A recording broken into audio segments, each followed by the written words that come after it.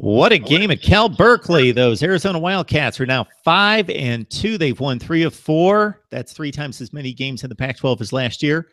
3-1 in the Pac-12 after an exciting overtime win over the Golden Bears, 45-44. Shireen Ryan can barely contain herself. She joined Arizona Zealots. Shireen, you got to tell us about this game. I couldn't see it here on the East Coast. I've got the box score, but that doesn't do it justice. Wow. I need your exuberance, your enthusiasm, and your storytelling to take us through this game. Well, it was on the Pac-12 network, which I don't get because Cal had just beaten Washington State, which was huge, and Arizona had beaten Colorado and UCLA, which was huge. So you'd think it would be on network television or ESPN, but it wasn't.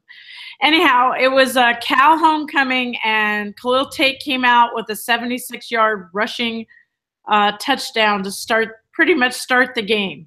And I mean, he did one of those runs where he gets the right blocks and then he takes off, and then all of a sudden it feels like the Rockets get engaged, and then he goes faster and runs everybody, went all the way for 76 yards. But we had 2 targeting calls. We're already down Scotty Young, so then Troy Young got called for a targeting call, so he came out of the game, and then the person who blocks the most for Khalil Tate is J.J. Taylor. J.J. Taylor's a running back. Nick Wilson got hurt in the first quarter, like first series. He hurt his ankle, we heard. He never came back in. So then J.J. Taylor was doing a pretty darn good job, and he blocks for Khalil so Khalil can make his runs. But somehow this little 5'6" guy who's full of all this energy got called for a targeting call when he tried to protect his quarterback while he was trying to throw the ball away. We were all kind of shocked about it. It did look like it could have been, but I don't know, it just seemed kind of odd. Anyway, so out went J.J. Taylor, and then out went Khalil's pretty much his rushing game. He didn't have any huge rushes after that, but he started passing the ball, and he had some great passes. Sean Poindexter, so 52 yards.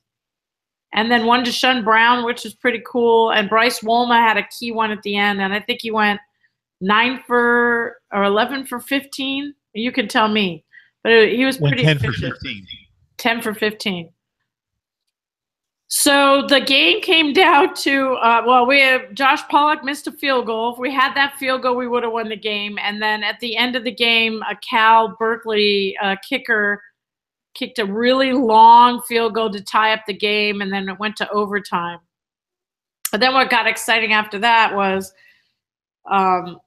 Arizona got the toss and decided they wanted to play on defense, and so Cal took the ball, scored, got an extra point. Arizona on the first play scored, got an extra point. I think it was Zach Green ran in. Zach Green took over for Nick Wilson and for J.J. Taylor, so he got over 100 yards as well. And then Cal came back, and then Arizona scored again, and then it was Cal's turn, and they decided to go for 2. And of all people, Colin Schuler is a defensive lineman, I believe, played cornerback, it seemed, because he broke up the play in the end zone, and Arizona ends up winning the game. But what was key about that was both our 2 key defensive players, Tony Fields and Kyle Wilborn, both were injured, concussions or whatever. No targeting there. There was no targeting, but 2 guys got taken out with concussions, and they happened to be our 2 key guys from the week before.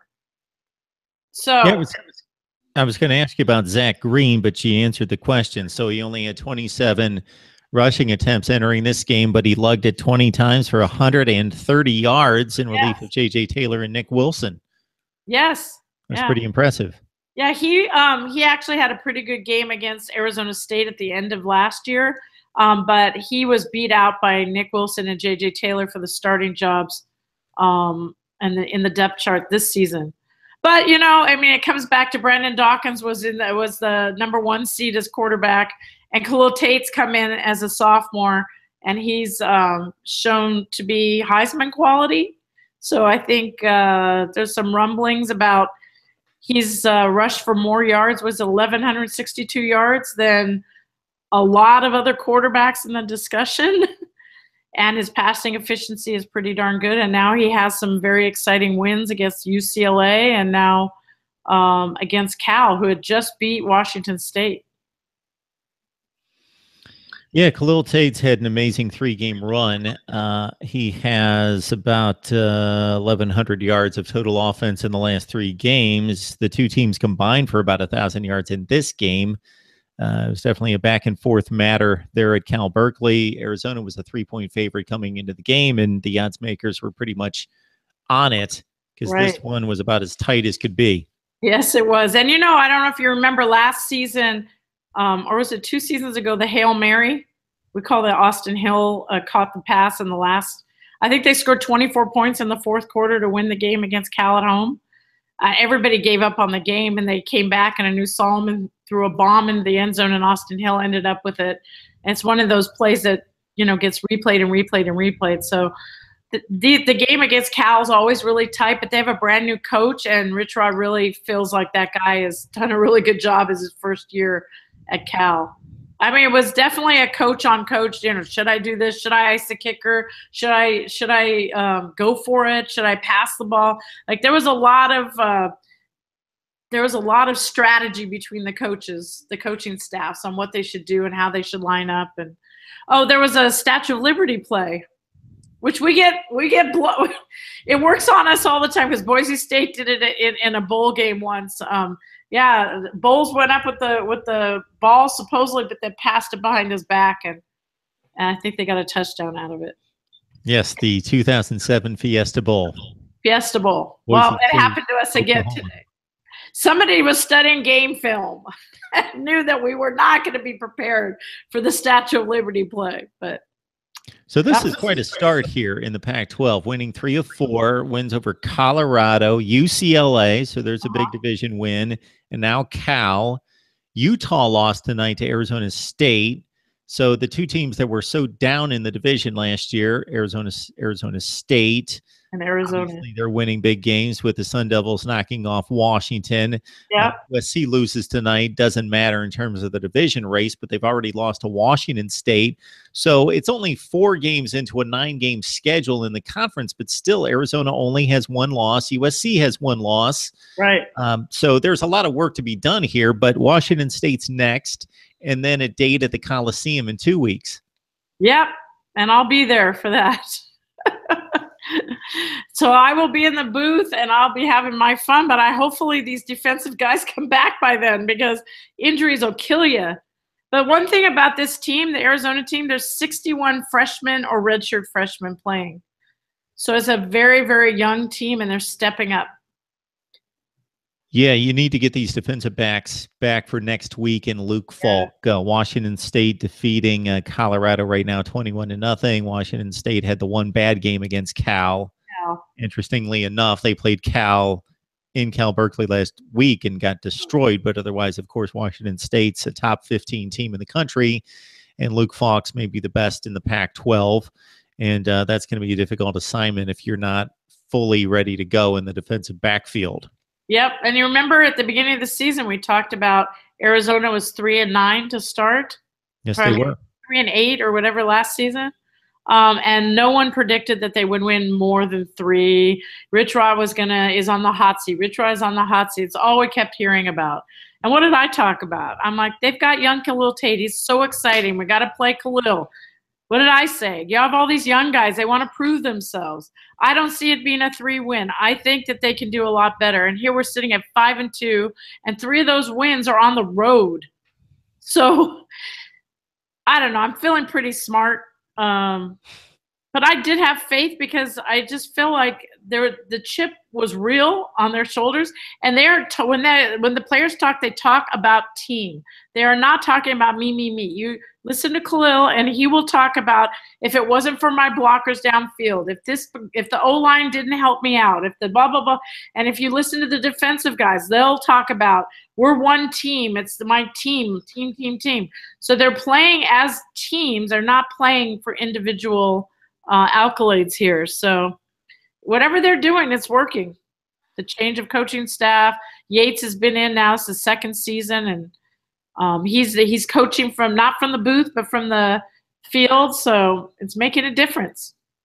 So as we speak, Shireen, I was listening and hanging on every word, of course. I was looking back at my prediction video for the Pac-12, and if I could get my big head out of the way, because I've got the board with everybody's records behind me.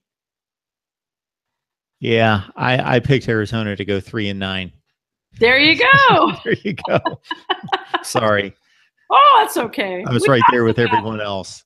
Yeah, well, I mean, if you looked at it, it would be like that. But I think he made a lot of changes, Rich Rod, and he had a lot of injuries. So they came into the season healthy, but now they're starting to get injured. But so's everybody else. I mean, Cal had a key injury. Utah had a defensive guy go down. I mean, everybody's going to have injuries now. But now we're going to have our guys disqualified from playing. So hopefully we get Scotty Young back here soon. So those penalties were in the second half, meaning that they have to miss the first half of the next game. I believe Tony's wasn't, but JJ's could have been. Okay. I don't remember, but so it's JJ's could have been, and I'm quite sure the other Young, I think that was in the first half. All right, so we've got Arizona taking on Washington State. Huge game in the Pac-12 South with the Wildcats, a surprising 3-1. USC, of course, as we mentioned, lost tonight. Doesn't factor into the division race. But if we can't look past Washington State, they're too good. But if we'll dream a little bit here, Shireen, beat Washington State, and it's a game for first place in the Pac-12 against USC at the Coliseum in 2 weeks, and you'll be there. I'll be there. I think it's doable. It is doable. Silly me. I think that if we had Khalil the whole season, that maybe we would have beaten Utah. Mm-hmm. Maybe we would have beaten UTEP. We might be undefeated. Who knows? That's something that's been asked a number of times. But I want to see Brandon play. Like, he's great. He's exciting. Why didn't they just put Brandon in at running back? I wanted to see that today. I was like, put both quarterbacks in there. Let Tate hand off to Brandon. Like, no one's going to know. Is it Brandon going to pass? Is it Khalil? Who's going to run? Like, why not? Well, that's the big advantage you have if you've got a quarterback who can run. And then if you've got two quarterbacks that can run, and of course they both can throw, then the defense has no idea what's coming. Right. So it's the year of the tight end. Plus, I want to see both quarterbacks in a play. So let's hope that happens soon. All right, this is instant analysis of Arizona's big win over Cal on the road, 45-44 in overtime. Shireen Ryan bringing us the analysis. Please join her for the very best in Arizona football coverage on Zona Zealots. That's right. Shireen, I think we've done enough damage. Yep. Thanks. It's late on your coast. I want to give you props because you're on the East Coast and stayed up for this. So Pac-12 After Dark is alive and well. Yeah, even out here. Thank you, Mark. I appreciate it, Shireen. We'll catch you later. Bear down.